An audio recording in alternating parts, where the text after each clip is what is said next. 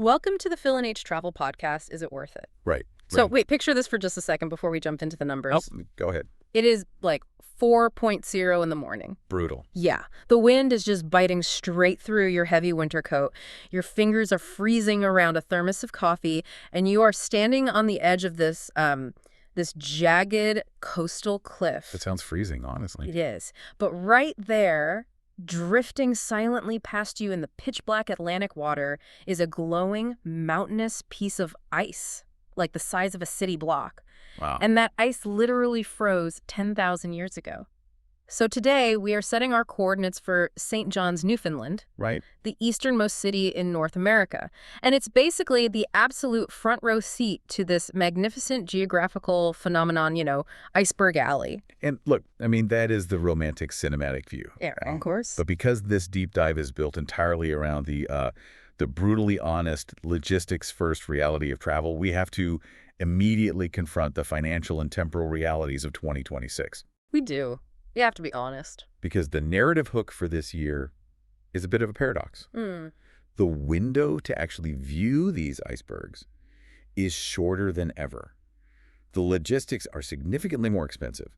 And yet, well, it's arguably more worth it than it has ever been. Which is wild. It is. So we need to establish the hard costs right out of the gate, just so you know exactly what game you're playing. Yeah, let's lay out the baseline right now. If you are a Canadian traveler looking for a domestic hop, you're currently looking at an average of $458 for direct flights from Toronto. Right. And once you get there, the costs just diverge wildly based on the calendar. Like if you time the shoulder season perfectly, you can secure decent hotel rooms for around £80 per night. Which isn't terrible. It's not. But the second you want to actually engage with the environment, the experiences command a steep premium. Yeah. Standard 2-hour boat tours. Those run $100 a pop. Right. And if you're, a serious photographer or an enthusiast diving into a dedicated 3-day iceberg trip, that is going to run you anywhere from $1,200 to an eye-watering $5,000 per person. Wow. Yeah, entirely depending on your setup, the level of private guidance, and exactly how deep into the alley you want your captain to take you. I mean, it is a massive entry fee for a spectacularly narrow window of time. Exactly. Like, if you want the absolute pinnacle experience, both the icebergs and the arrival of the puffins, you are aiming for a tiny sliver of the calendar. Late May to early June. That's the sweet spot. Yeah. But if whales are your priority, you shift that calculation to mid-June to late August. And we cannot stress the worst-case scenario enough here. Oh, please do. The absolute worst time to attempt this city is January through March. Just don't do it. Don't. The wind chill during those months routinely hits -25. The infrastructure freezes up, and practically half the city just shuts its doors, battens down the hatches, and waits for the spring thaw. Yeah. It is practically a different planet in February. Which sets up the single biggest trap we see travelers fall into. It's that classic misalignment of expectations, Oh, the July trap. Yes.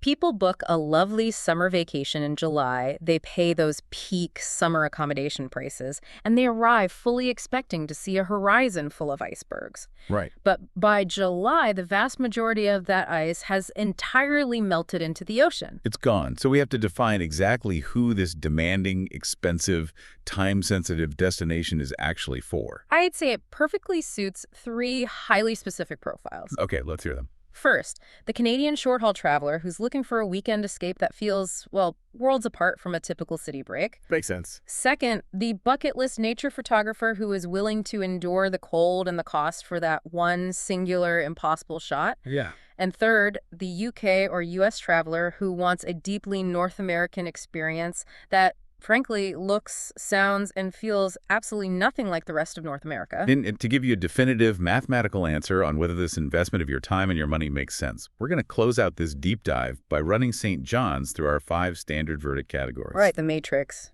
Exactly. The backpacker, the midrange couple, the family, the luxury traveler, and the digital nomad. Okay, let's unpack this with a number that I think completely reframes the scale of what we are talking about today. Hit me. 10,000 years old. It's just hard to fathom. It really is. That is the age of the ice we are talking about. When you're standing in St. John's in late May and you watch an iceberg ground itself inside the harbor narrows, you are not just looking at frozen seawater. No. That ice calved directly off the massive Greenland glaciers. It has been drifting south, caught in this relentless ocean conveyor belt known as the Labrador Current for up to 3 full years before it finally reaches the Newfoundland coast. 3 years. Just drifting. Right. And the bergs that actually survived that brutal multi-year journey south, they are statistically among the most photographed icebergs on planet Earth. That geographic and historical scale is incredible. But as always, we have to pair the poetry with the data. Of course we do. Let me give you a very modern number that is going to dictate your entire planning process. 58%. Wait, 58%. Yeah. That is the massive year-on-year jump in search interest for the Newfoundland and Labrador region on Skyscanner, specifically for 2026. That is a staggering spike in interest for a place that is essentially an island at the edge of the world. It is, and it creates a massive logistical bottleneck. You have a 58% spike in intent to travel crashing into a region with highly limited, highly seasonal infrastructure. Which means prices go crazy. Exactly. When demand spikes against finite, unyielding supply, prices do not just rise, they go exponential. Which brings me to the third critical number. See $5,189. Ouch. Right. That is the current going rate for a premium 6-night specialist iceberg photography tour. And despite that immense luxury tier price tag, every single date for May and June is already filling up fast. You are competing globally for access. It's wild when you really look at a map and think about the physical reality of where St. John's actually sits. Yeah. We're talking about a relatively small city of just 114,000 people. It's tiny. And to put the geographic isolation into perspective, St. John's is 4,400 kilometers away from Vancouver on the west coast of Canada. But if you look east across the Atlantic, it's only 3,500 kilometers from London, England. That geographic quirk creates some genuinely fascinating travel dynamics that people constantly overlook. Like what? Well, for instance, for our Australian listeners who are trying to calculate massive global itineraries and jet lag, St. John's is actually closer to home by time zone than any other Canadian city. Oh. Yeah. It sits so far out into the Atlantic Ocean that it literally operates in its own completely unique half-hour offset time zone. It's UTC minus 3 hours and 30 minutes. That half-hour thing is so weird. It really forces you to completely redefine how you approach a North American trip. And sitting out that far in the Atlantic means the ocean dictates the weather, and the weather dictates absolutely everything about your trip. Oh, yeah. Summer highs peak at a very mild 20 degrees Celsius. Winter lows plunge down to minus 15 degrees. If you are looking at January, prepare to get soaked, because it is the rainiest month of the year. But the one constant, the defining characteristic of the environment that you cannot escape is the wind. The wind is relentless. It simply never stops. And that relentless environment creates a really interesting friction with modern tourism marketing. Exactly. Let's talk about the Instagram versus reality dynamic of this city. Oh, this is crucial. Because if you research St. John's online right now, your feed will be instantly flooded with perfectly curated pictures of Jellybean Row. The painted houses. Yes, these incredibly vibrant, brightly painted wooden heritage houses that step down the steep San Francisco-style streets of the downtown core. Right. Everyone wants that sunny, colorful shot. But the real story of St. John's, the visceral reality of being there, doesn't happen on a painted street at noon. No, it doesn't. The real story happens at 4 a.m. You are up on Signal Hill or out at Cape Spear. You are freezing in that relentless wind, and you are waiting to catch the very first sunrise in North America as it breaks over the freezing Atlantic. It is rugged, it is raw, and it is entirely untamed. It forces a profound shift in perspective, doesn't it? You're suddenly very small against a very large, very ancient machine. Yeah. I want you to just imagine this contrast for a second. Imagine you're standing in a warm, noisy pub on George Street later that evening. Okay. The live fiddle music is playing, you're holding a drink, and the bartender drops in a piece of ice that they literally chipped off a grounded berg that morning. That is so cool. You are holding 10,000-year-old glacier ice in your cocktail. When you feel the weight of that, it completely shatters the definition of a standard vacation. You aren't just flying somewhere to relax, you are actively witnessing ancient geology in motion. But here is the hard, unavoidable logistical truth that we have to pivot to. Lay it on us. You cannot just show up to see ancient geology whenever the mood strikes you. Nature operates on a remarkably strict, unforgiving schedule. Yeah. And over the last decade, the local tourism economy has developed a highly dynamic, aggressive yield management pricing model to match that exact schedule. Right.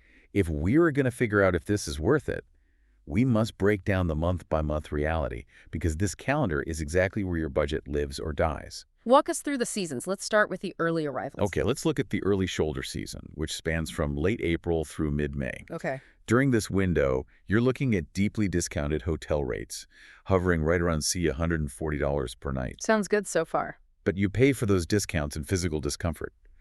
The temperatures are hovering between a brutal 2 and 8 degrees Celsius.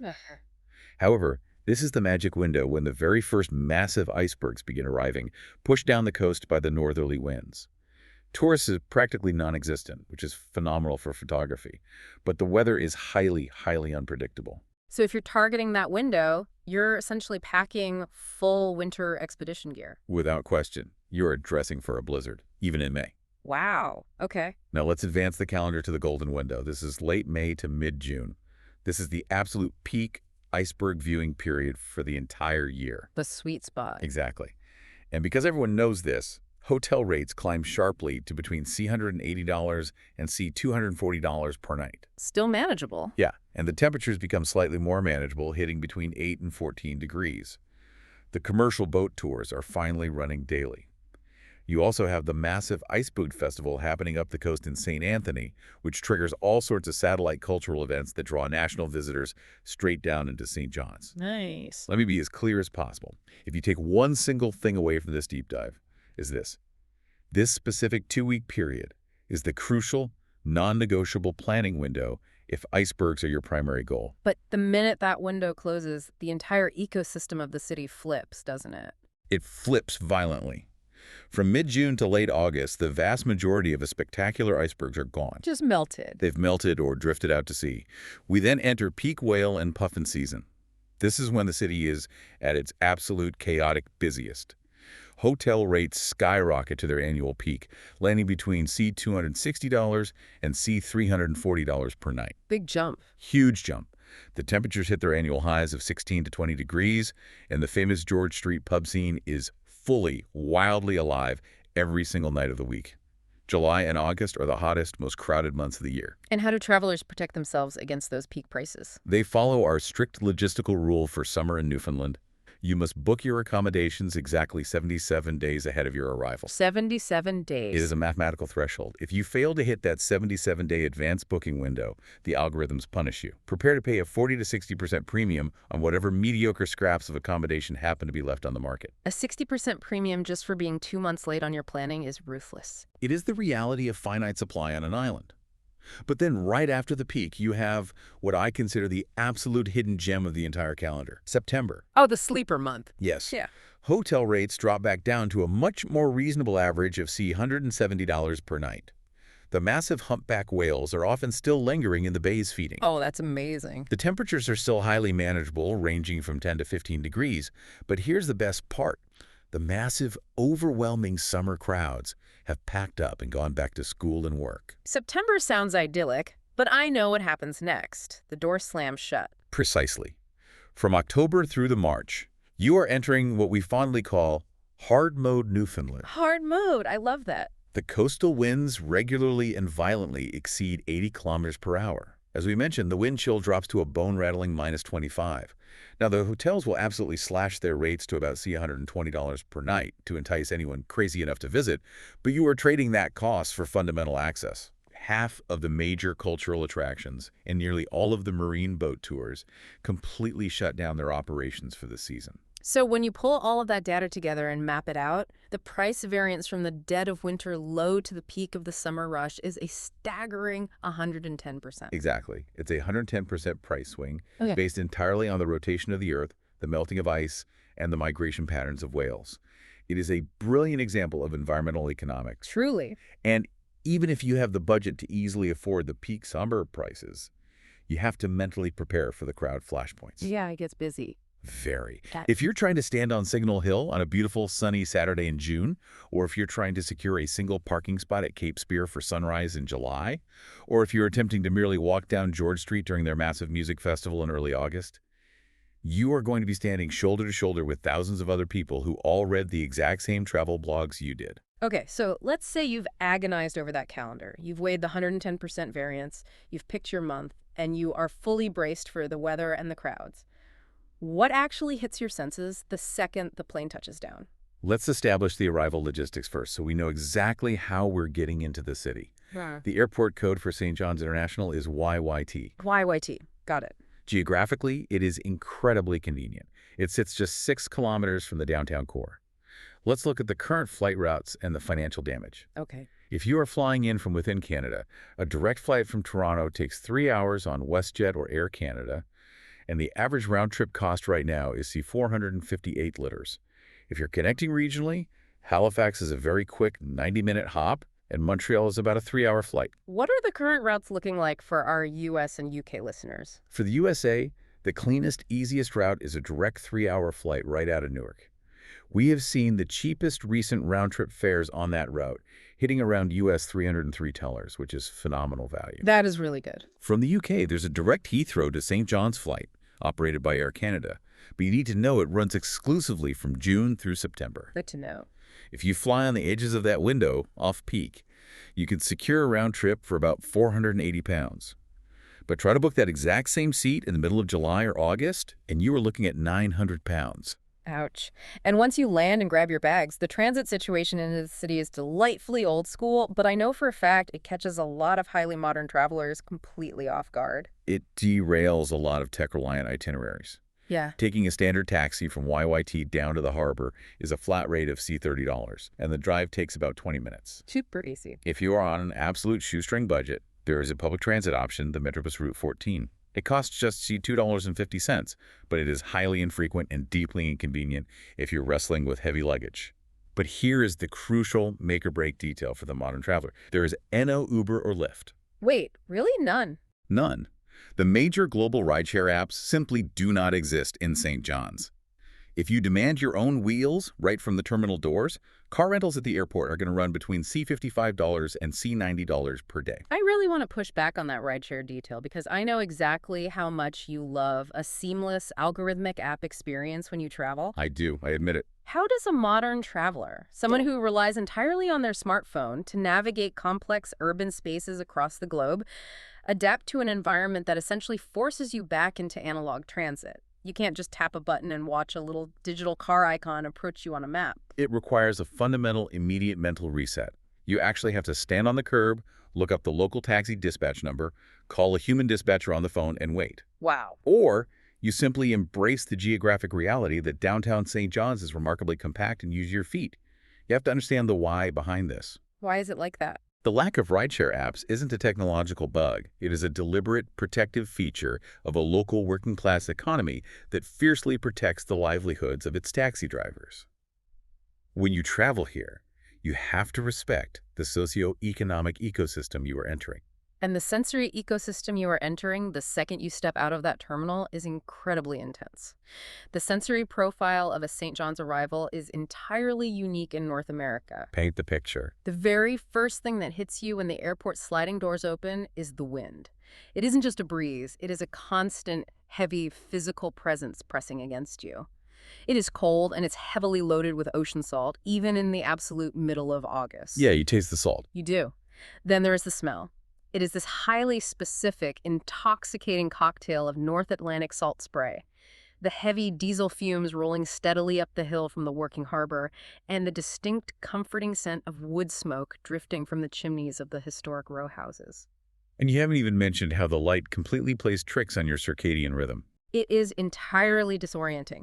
Because Newfoundland sits so far out into the ocean further east than most of the massive landmass of Greenland, the summer daylight stretches to bizarre, almost Arctic extremes. Right.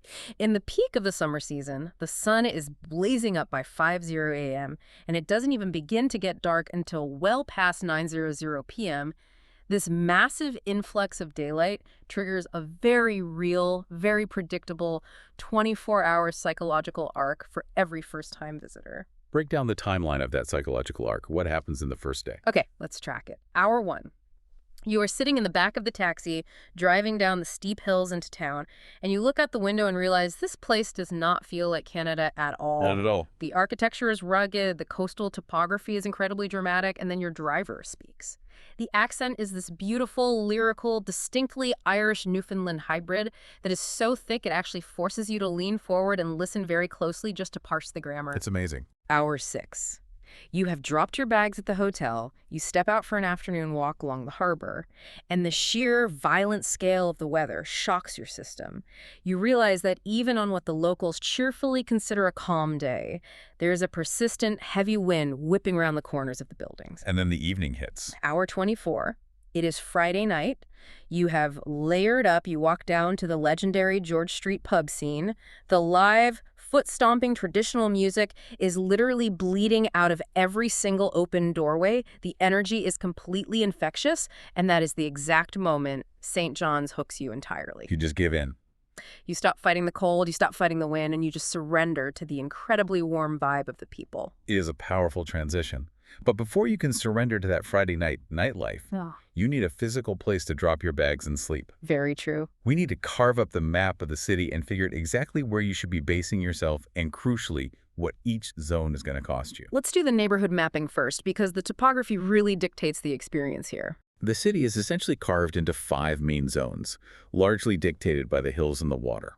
First, you have the downtown and harborfront zone. A classic. This sits directly at the base of Signal Hill, right on the water. It is undeniably the best zone for walkability, the absolute best for accessing the nightlife without a taxi, and the best for those iconic harbor views.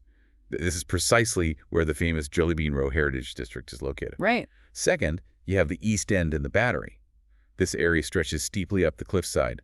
It is much quieter, heavily residential, and because of the elevation, it is the absolute best base for sunrise photographers who want to be the very first ones up the mountain before dawn. Then you have Dvele, which honestly feels like a movie set. It does. Dvele is a tiny, impossibly historic fishing village tucked into a gut between the cliffs. It's a quick 5-minute drive or a stunning 25-minute walk from downtown. Beautiful. It is pure, concentrated, picture postcard perfection. But because of its tiny geographic footprint, it has extremely limited accommodation options. Makes sense. Fourth on the map is St. John's West, centered around Churchill Square. This is much more suburban, highly functional, features the cheaper chain hotel options, and it gets you closer to the airport. Okay. Finally, you have Conception Bay South and Tor Bay. These areas are about 30 kilometers out of the city center. This is exactly where you look if your goal is renting a remote coastal cottage and having a very quiet, isolated base away from the pubs. All right, let's run those 5 zones through our specific budget categories so people know what to expect. Let's start with the true budget backpacker. For the true hyper-budget backpacker, your primary target is the H.I. St. John's City Hostel, located on Gower Street. You are looking at $45 to $65 per night for a standard dorm bed, assuming you are traveling during the shoulder season. Great value. If you want a bit more privacy but still want to keep costs low, you should search for the Narrows Airbnb rooms located high up in the Battery neighborhood. Those start from around $75 per night. And if you're a backpacker couple traveling together and splitting costs, $90 to $110 per night is a very realistic, achievable budget for a clean, secure, private room in a guest house. What about the mid-range couple, the people looking for comfort without the luxury price tag? This is where the local market really opens up and gets competitive. The Alt Hotel St. John's delivers incredibly modern, design-forward downtown rooms with a great lounge. Yeah. If you travel off-peak, you can get in for an impressive $98 per night. Oh, that's fantastic. But remember that dynamic pricing we talked about. In the absolute peak season, that identical room surges to see $280 a night. Despite the surge, it currently holds the best-rated location in the city. Are there other options in that tier? Yeah. Alternatively, the Courtyard by Marriott sits right on the harbor side, and that runs between $180 and $260 per night. If you want a highly walkable, solid, reliable, mid-tier option, the Capitol Hotel consistently runs from $160 per night. But I have to set expectations realistically here. If you are booking for the absolute prime mid-June iceberg viewing window, you need to accept right now that $220 per night is the realistic mid-range bar. You will not find much below that. Families always have slightly different logistical needs. Space and amenities become paramount. They do, and the Sheraton Hotel Newfoundland is the absolute stalwart property for families. It runs between $220 and $340 per night. Does it have pool? It features a large indoor pool, which, let me tell you, is a crucial amenity when the unpredictable weather turns terrible and you need to burn off the kids' energy. It has a massive breakfast buffet, and is within easy, safe walking distance to both the base of Signal Hill and the downtown museums. Perfect for families. If a family wants to completely self-cater and save on food, there are lovely vacation rentals out in Quidi Vidi that comfortably sleep 4 people, starting from $180 per night, complete with a full kitchen. And what about the travelers who are seeking absolute luxury? The luxury tier in St. John's has evolved rapidly over the last 5 years to meet that massive spike in global demand. The Dvele Inn is the new boutique standard. The Dvele Inn. Yeah, it is a meticulously restored, hyper-luxurious heritage building, widely rated by critics as the best property in the province, and it will cost you $355 5 per night for that privilege. Pricey. Down on George Street, if you want to be in the center of the action, you have the Jag Boutique Hotel. This runs $300 to $420 per night and features a very strong, highly regarded live music venue attached right to the property. Very cool. Finally, for a completely different flavor of luxury, more historical elegance than modern sheen, the Gower Manor Historic Bed and Breakfast delivers a deep character route at 118 teens per night, featuring stunning, perfectly preserved period interiors. Okay, this is where we have to plant our flags and make a call. If you had to explicitly pick one property for a mid-range couple coming to St. John's for the first time, what are you locking in? From a purely logistical, data-driven value standpoint, I explicitly pick the Alt Hotel St. John's. The geographic location is completely unbeatable for walking to the best restaurants. The rooms are engineered beautifully. And if you have the flexibility to travel just outside the July peak window, that $98 off-peak pricing is an absolute undeniable steal for the quality of the hard product you're getting. See, I completely disagree with you on the actual vibe of the trip. Oh, really? Yeah, I explicitly pick the Gower Manor for the mid-range couple. If you are going to endure the flights and the cost to come all the way to the rugged edge of the North American continent, you want character. I mean, sure. Staying in a 19th century heritage build where the antique floorboards creak under your feet and you can literally feel the maritime history in the walls, that is the travel experience. You can stay in a sleek, modern glass box hotel anywhere in the world, but you can only stay in a Newfoundland heritage manor here. That is a fair counterpoint regarding the aesthetics, but regardless of whether you pick the glass box or the creaky floorboards, you've picked your zone, you've unpacked your bags. Now you have to eat. Yes. And I know the first time I looked at a menu here, it read like an entirely different language. Why on earth does the food have such incredible, baffling names? Because it essentially is a different language. Newfoundland food is its own entirely distinct, fiercely protected regional cuisine inside Canada. It wasn't born out of culinary experimentation. It was born out of deep geographic isolation and harsh historical necessity. Right. Think about it. Before the advent of modern refrigeration, surviving the brutal, punishing winters on this rock meant mastering the absolute art of salting, pickling, and preserving whatever you could pull from the ocean or grow in the short summer. Preservation was life. Exactly. And what is truly amazing to witness right now is how this historical survivalist necessity has birthed a massive, globally recognized modern culinary revival. The history is fascinating, but let's break down the traditional menu and the exact costs so people know what they are ordering and what they are paying. Oh, absolutely. The undisputed historical heavyweight champion of the menu is the Jiggs dinner. This is the Sacred Sunday classic. So hearty. It consists of heavily salted beef, cabbage, turnip, potato, and peas pudding, all boiled together in the same massive pot. You can expect to pay around $22 for a massive proper plate at a traditional local pub. It is the ultimate heavy winter comfort food. Then you have fish and brewis. This is a fascinating dish. What's in that? It uses salt cod that has been soaked in water overnight to rehydrate it, paired with dense hardtack bread. And then the whole thing is generously topped with scrunchions, which are basically irresistible, crispy fried bites of salted pork fat. A plate of that will run you around $18. For breakfast, or more accurately, if you were nursing a massive George Street hangover on a Saturday morning, you order totens. Oh, totens. It's a simple, heavy fried dough served drenched in deep, dark molasses, and it costs a very affordable $9. perfect hangover cure. For dessert, there is figgy duff, which is a traditional steamed fruit pudding, pricing out at $8. And if you're feeling slightly adventurous, the signature small plate that you will find in pubs across the entire city is cod tongues and scruncheons. They're lightly battered, pan-fried in pork fat, and cost about $14. But the narrative of the city is changing because St. John's isn't just serving heavy pub food anymore. It has absolutely exploded onto the high-end fine dining map. Let's name the absolute winners for the foodies listening. Let's do it. Mallard Cottage, out in the Quidi Vidi village, is arguably the most famous. It is a spectacularly restored 18th century heritage cottage offering incredible fine dining with brilliant main courses running around $38. It's gorgeous out there. Then you have the absolute pinnacle, Raymond's, located on Water Street.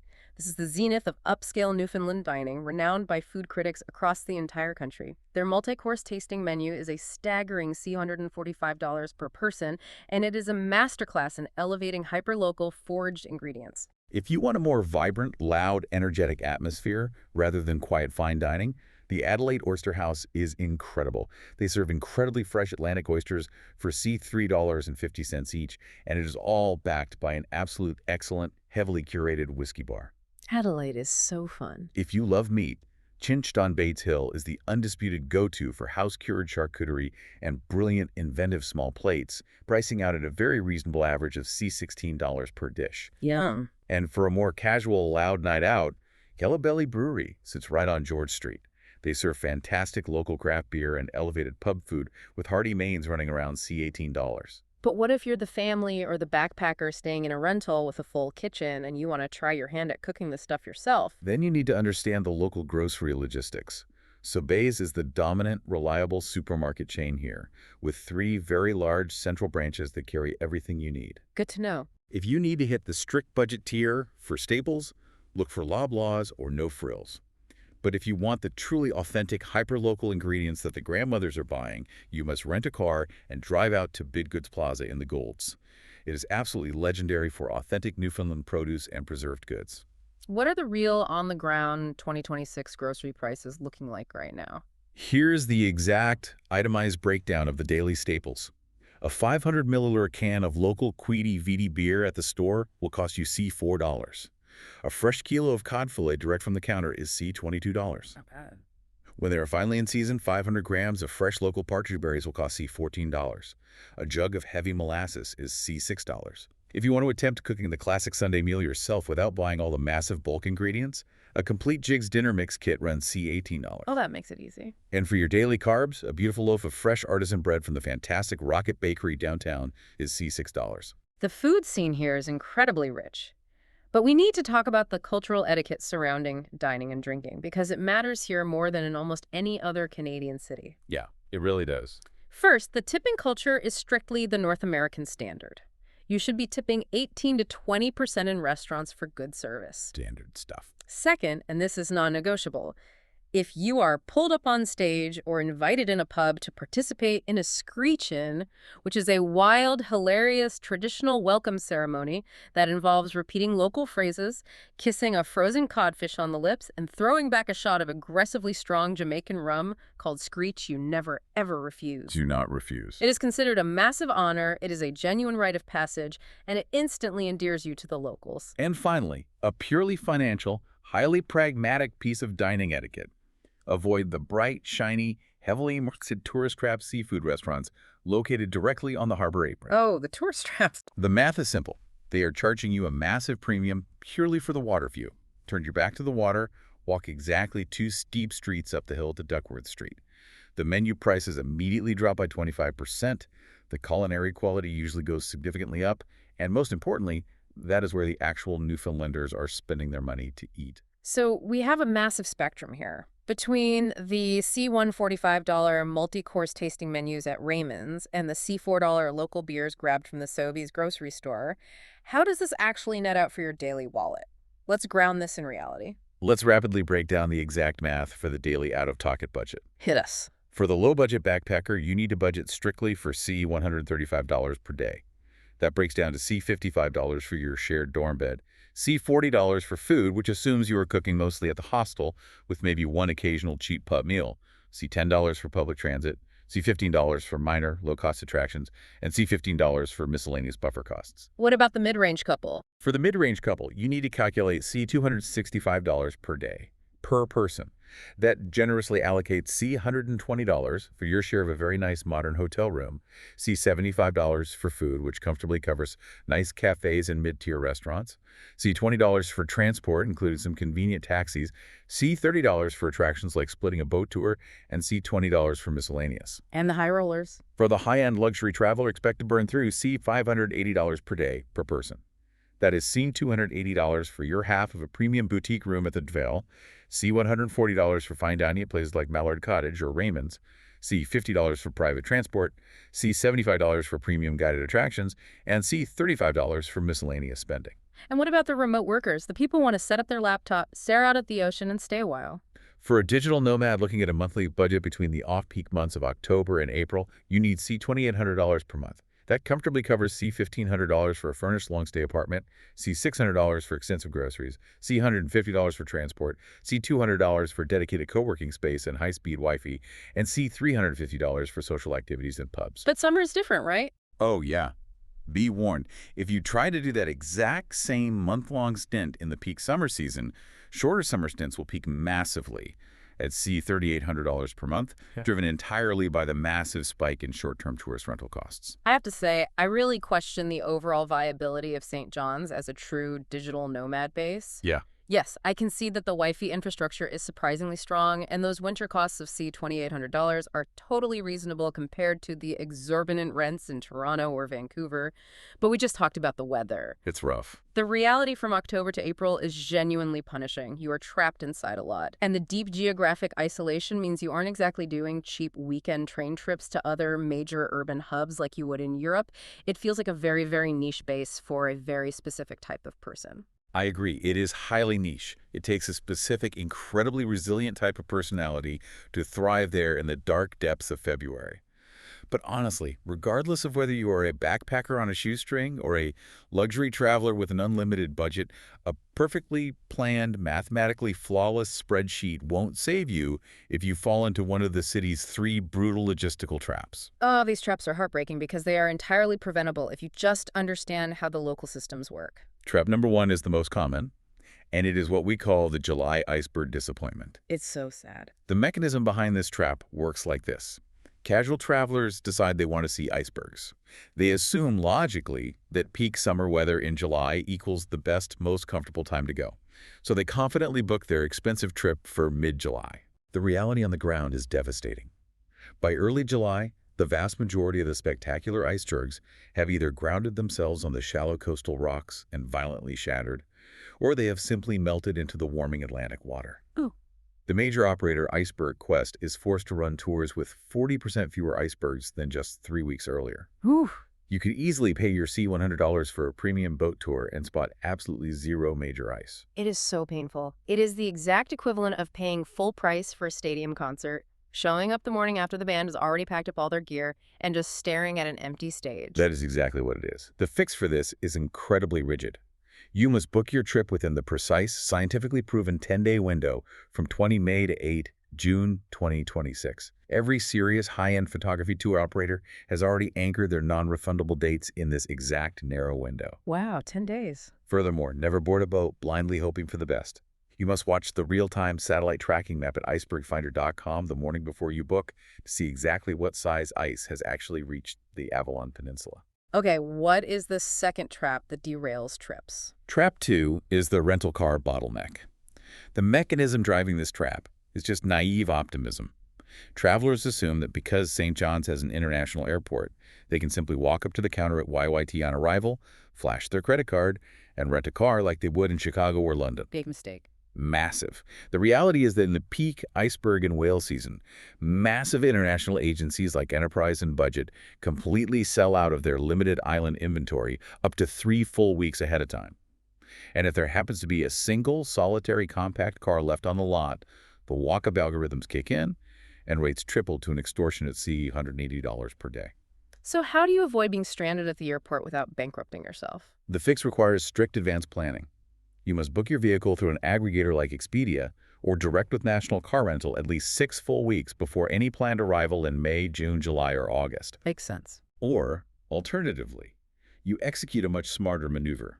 You skip the airport rental car entirely.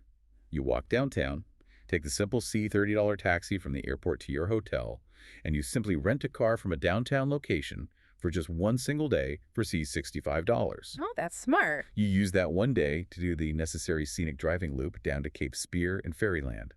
You absolutely do not need a $180 a day car sitting idle in a paid parking lot while you walk around the compact downtown core of St. John's. Let's move to the third trap, which I think is the most uniquely Newfoundland trap on the entire list.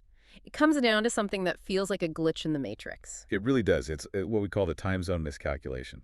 And the mechanism here is just poor math on the part of the traveler who is used to standard 1-hour time zones. Lay out the disaster for us. Let's walk through the anatomy of this disaster.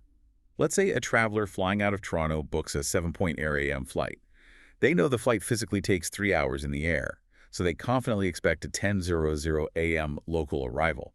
Based on that neat, logical assumption, they confidently book an expensive, non-refundable 1:00 p.m. afternoon boat tour. Oh no. The brutal reality hits them the second their phone connects to the network when they land. Newfoundland is UTC minus 3.3. That means it is strangely half an hour ahead of standard Atlantic time and a full 90 minutes ahead of Toronto. Oh, I can feel the panic setting in already just listening to that timeline compress. It is mathematically disastrous. That 3-hour flight taking off at 7 a.m. Eastern Time actually lands at 11:30 a.m. local Newfoundland time.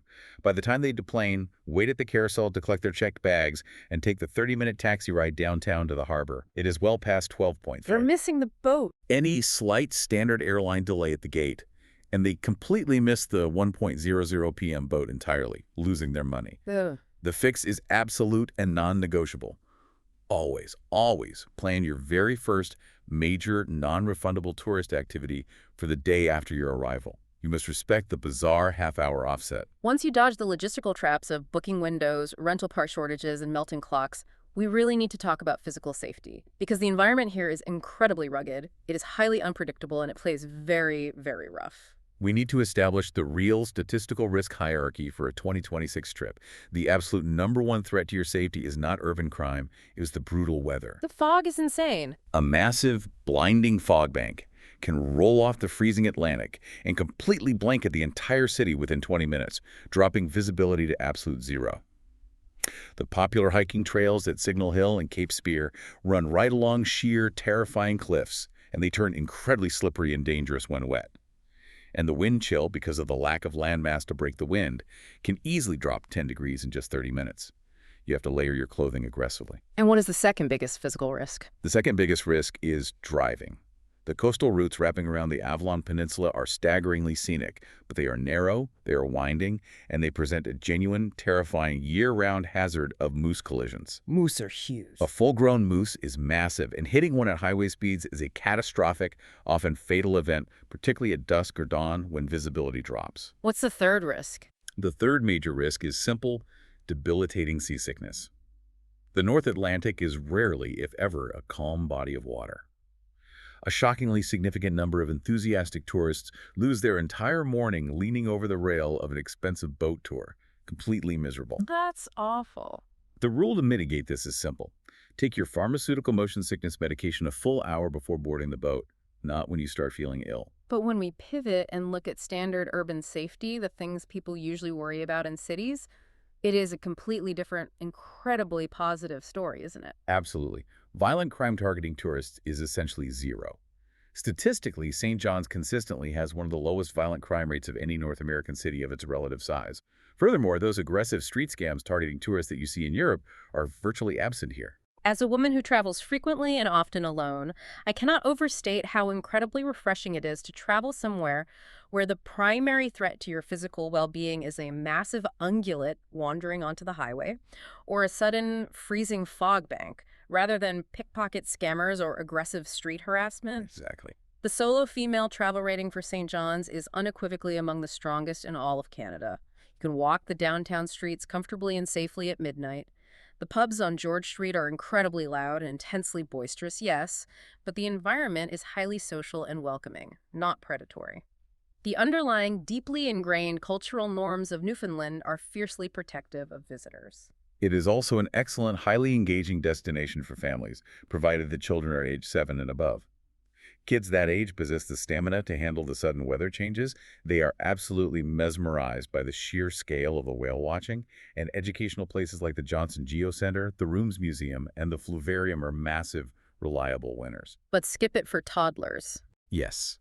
It is fundamentally a bad destination for the under fives.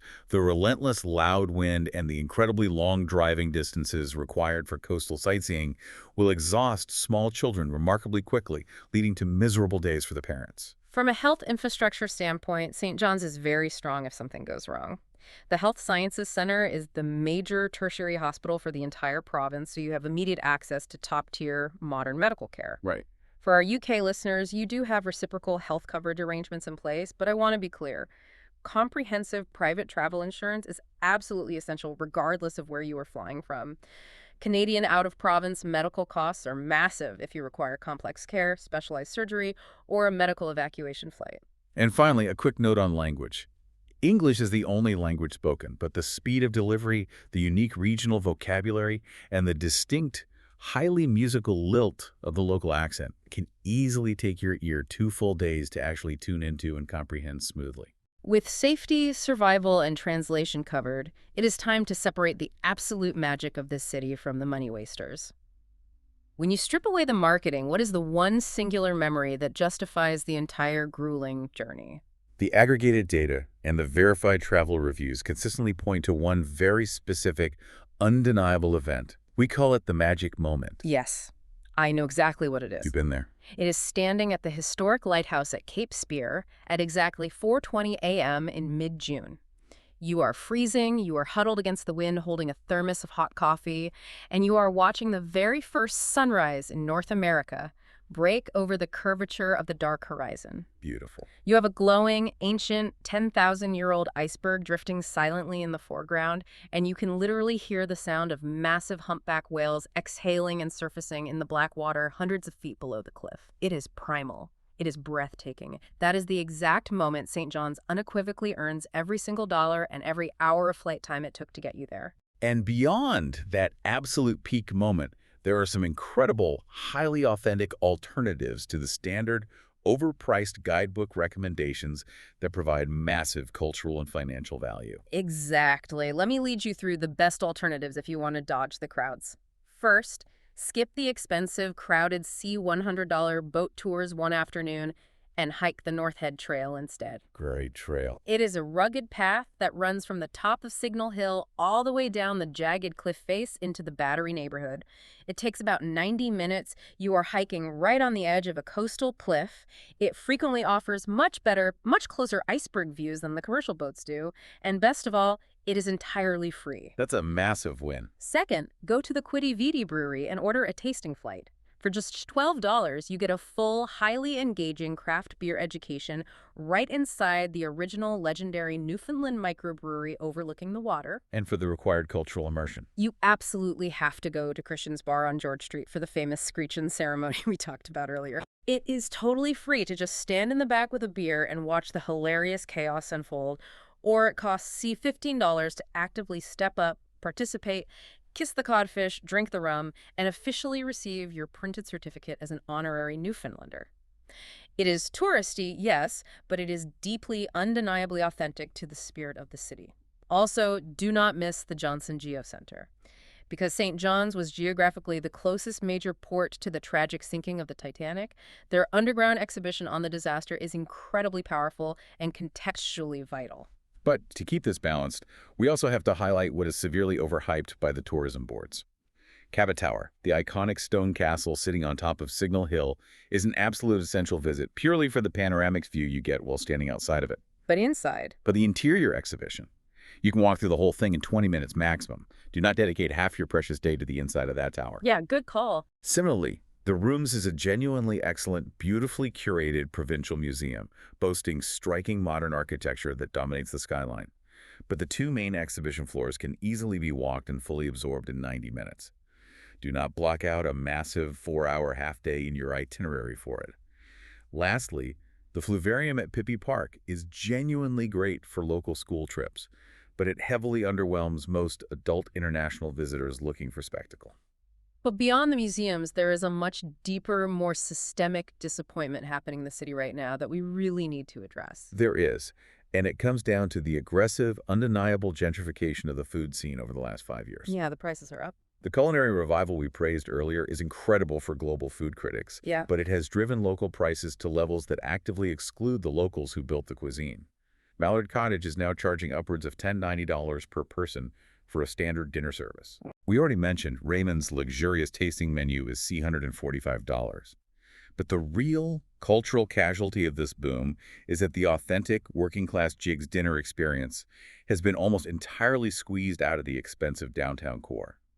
Because of soaring commercial rents, to find the real, unpretentious version of that meal, you now must travel 20 minutes out of the city into the suburbs or surrounding working-class towns. It really makes you pause and wonder, how do you preserve the actual gritty, authentic soul of a working-class fishing town when tasting menus start hitting $145 and boutique hotels are comfortably charging London prices? It is a palpable socioeconomic tension you feel walking around the gentrified streets of the city. It is the ultimate paradox of tourism success. They market the working-class charm, but the influx of money destroys the working-class reality. And if that rapid gentrification bothers you ethically, or if the sheer logistics and costs of St. John's are severely stressing your budget, there are two major regional alternatives you absolutely must consider before booking. Let's talk about alternative one, Twillingate. This is a stunning, rugged town about 3 hours by car straight north of St. John's. Why would you choose Twillingate over the capital? Simply put, it offers genuinely better, much more reliable, and significantly cheaper iceberg viewing. The major operator, Iceberg Quest, operates out of Twillingate as well, but their boat tours up here run a much more palatable $85 to $105. What's better? The northern coastline is far more rugged and dramatic, and because it is further removed from the cruise ship circuit, it delivers that true, untouched outport village feel that St. John's is slowly losing to gentrification. How does the overall math compare if I drive 3 hours north? From an honest bottom-line cost comparison, a trip based in Twillingate runs 25 to 35% cheaper overall than a trip based in St. John's.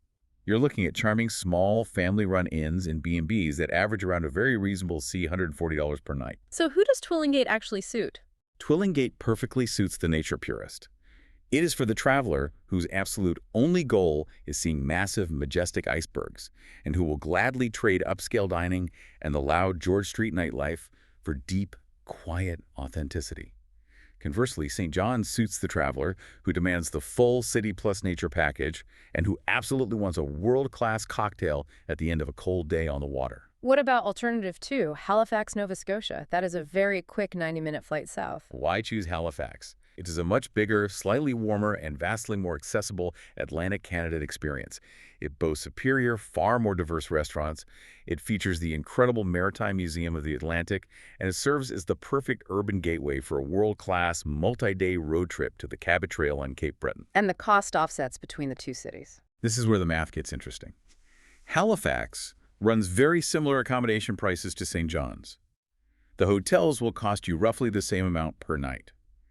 However, you benefit immensely from much cheaper, far more frequent flight connectivity, and the daily dining costs are roughly 20% cheaper than St. John's, simply because the mainland supply chains are vastly shorter and more efficient than shipping food to an island. Who is Halifax for, then? Halifax perfectly suits the first-timer to Atlantic Canada, who is prioritizing food, history, and comfortable culture over giant flocks of ice and that highly specific, rugged, edge-of-the-world vibe that Newfoundland offers. We have mapped every zone of the city, we have tallied every hidden cost, we have chased the 10,000-year-old ice, we have navigated the time zones, and we have weighed the mainland alternatives. It is time to run all of this complex data through our final matrix. It is time for the final verdict. Let's do this rapid fire, category by category. Starting with the backpacker category. The verdict is yes, with conditions. The $135 per day budget only works mathematically if you strictly travel in the shoulder seasons, specifically May, September, and October. Makes sense. If you attempt this exact same budget in the peak of July or August, the hostel rates surge, transport costs spike, and your required daily spend pushes to see $180 per day, at which point the backpacker value proposition gets incredibly thin. The pro tip to make the math work: wait for a $199 seat sale deal on WestJet out of Toronto. Secure a dorm bed at HI St. John's, and the budget holds up beautifully. What is the verdict for the mid-range couple? The verdict is an enthusiastic yes. Out of all our global categories, this is the one where St. John's absolutely undeniably wins. A budget of $265 per person per day delivers a brilliant, uncompromising, full-fat travel experience. You get the great downtown hotel, the incredible harbor view dinners, the premium boat tour, and the rental car for the Cape Spear Dawn trip. If you can target that exact 10-day late May to early June window, it is the absolute sweet spot of global travel right now. What about the family traveling with kids? The verdict is yes, provided the children are aged 7 and above. For that specific age group, this is a genuine, memory-making, undeniable bucket list trip. The sheer, terrifying scale of the whales, the hands-on science at the Geo Center, the dramatic drama of dawn at Cape Spear, and watching literally thousands of puffins take flight at Elliston deliver lifetime memories. But again, aggressively avoid bringing the under fives. It's too cold, too windy, and too spread out. And the luxury traveler with the massive budget. The verdict is yes, with conditions. True, high-end luxury certainly exists at the Dvele Inn and at the Raymond's tasting menu level, but you must understand going in that the ultimate luxury ceiling here is fundamentally lower than in a massive metropolis like Vancouver or Toronto. To achieve true world-class luxury in Newfoundland, you must spend heavily on private access. You must add private boat charters, book private helicopter tours over the glaciers, or take the highly expensive multi-day extension to the legendary Fogo Island Inn, which runs an incredible $400 plus per night. If your definition of luxury is exclusivity and pristine, untouched nature, the answer is yes. If your definition of luxury is anonymous, 5-star urban pampering with a massive spa, the answer is a hard no. Finally, the remote working digital nomad. The verdict is a hard NO. Despite the unexpectedly strong Wi-Fi infrastructure and the very reasonable long-stay apartment costs in the winter, the brutal environmental realities completely kill it. The punishing weather, the sheer geographic fact that you are a 6-hour flight away from the rest of the continent, and the extremely thin, insulated social scene for outsiders beyond the peak summer months make this a fundamentally poor, isolating base for a digital nomad. If you want to do a 2-week working holiday in July, it's great. But trying to grind out a 3-month stay from November to January, you will be absolutely miserable. Those 10,000-year-old icebergs drifting past the harbor are getting more magnificent, more jagged, and more awe-inspiring to look at every single year. But the scientific reality is that the viewing windows are getting shorter, the ocean is getting warmer, and the arrival of the ice is becoming significantly more erratic. It leaves you with this heavy, unavoidable, lingering question as you stand on that cliff at 4 a.m. Are we all rushing out to Iceberg Alley simply to witness the staggering, timeless beauty of nature? Or are we actually buying a highly expensive front-row ticket to witness the magnificent, accelerating disappearance of the Greenland ice shelf? It is a breathtaking, life-changing trip, undoubtedly, but it is one that deeply doubles as a ticking clock. If this gave you the honest verdict you needed, follow the show. New episodes drop every day. That is the honest verdict from Phil and H. That is the honest verdict from Phil and H.